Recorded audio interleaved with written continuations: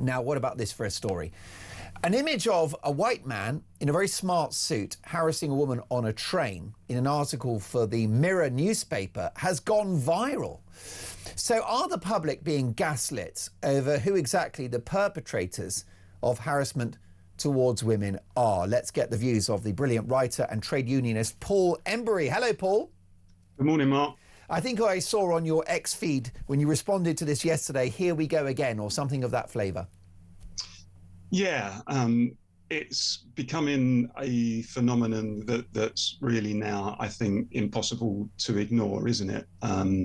You know, when you look at our creative and cultural industries in this country, they usually want diversity in everything, to the point now, frankly, where what we see pumped out by those industries in terms of TV and entertainment and marketing, advertising and so on, is often very unreflective of the world or the country that we live in. But there's an exception, isn't there? Whenever there's a criminal or some other wrongdoer to be depicted, it's usually almost exclusively a white person. And I think you would have to be blind not to notice that now. And I think most people really, Mark, are of the view, look, it's absolutely right that we have minority ethnic people represented in our creative and cultural industries. What sort of person would say they shouldn't be represented? But it has become, frankly, now a relentless political lecture. It's so noticeable, and I think many people are finding it quite tedious. Well, that's right. This is an innocuous post on the Mirror's Twitter feed. It shouldn't have gone viral, but it has, for good reason. And in fact, this has gone viral globally. I think sort of 8 or 9 million people have now seen this, for good reason. Yes, because I think it conflicts with people's everyday experiences, and it conflicts with the reality of people's lives. You know, we invest a lot these days, don't we, in what we call people's lived experience. But when it comes to stuff like this, the stuff that's being churned out by our creative and cultural industries and parts of our media, lived experience is irrelevant. It's almost like they're trying to force a particular political message down your neck. I did a piece of research, actually, for a piece that I wrote on my Substack, where I looked at all of the different anti-sexual harassment videos that were being published by our charities, our NGOs, local councils, political institutions, and so on.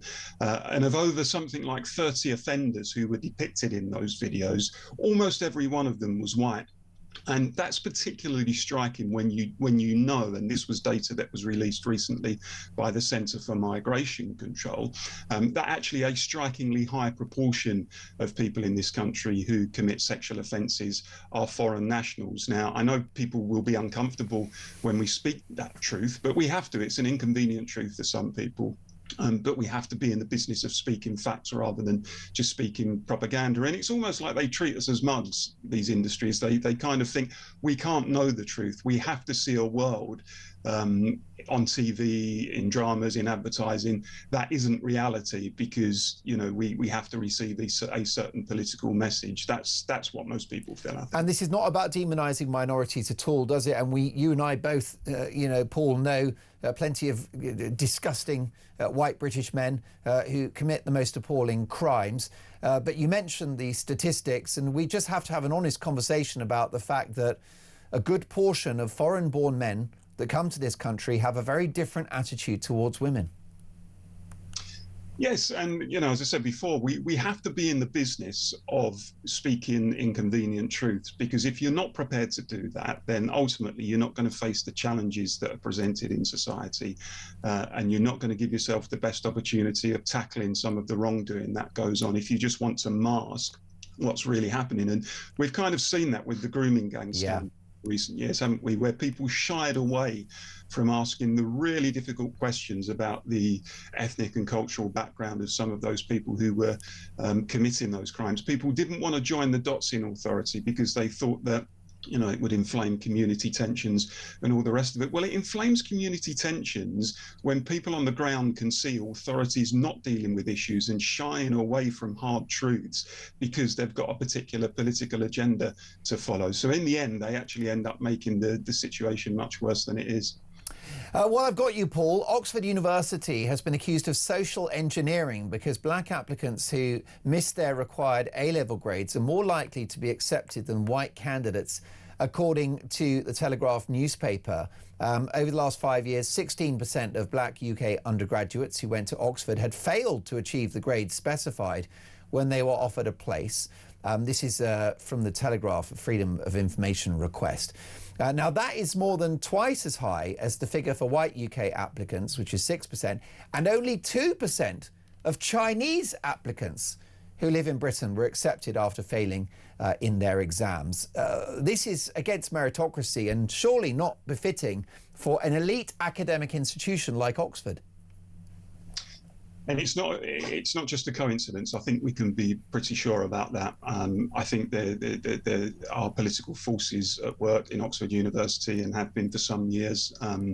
And, you know, the truth is some people call this reverse racism. We shouldn't use the word reverse. It's just straightforward racism. If people, whether they're white or Chinese or whatever, are being put at a disadvantage simply on the grounds of the colour of their skin, then again, we have to call it out. What I find really dispiriting, Mark, is how we've kind of moved away from the Martin Luther King injunction, which was that we should treat people on the basis of the content of their character and not the colour of their skin. That seems to me to be absolutely the best way to approach social questions and political questions. Instead of that, we seem these days to be doing the complete opposite, and it's creating its own grotesque injustices, which now are all around us, frankly. Yes, if you look at the ideology being peddled within some of Britain's elite universities, does it make you worry for the future, Paul? To a degree, yeah. And I don't think it's just universities. I don't think I've ever known a time where our political and educational and cultural institutions, local and national institutions, have forfeited so much of the trust of the public. Most of them have kind of embraced this agenda of radical progressivism, which out there in the country is a fringe agenda and most people are not signed up to. And because of that, I think a chasm has emerged in the worldview between those people who run those institutions and ordinary people out on the street. And it's no wonder that we're seeing some of the political earthquakes in our country over recent years that we're seeing. I think all roads lead back to that. Before I let you go, a very good post on your X feed, by the way, at Paul Embery, if you want to hear Paul's words of wisdom. Reforms vote in Caerphilly surged from 1.7% to 36%.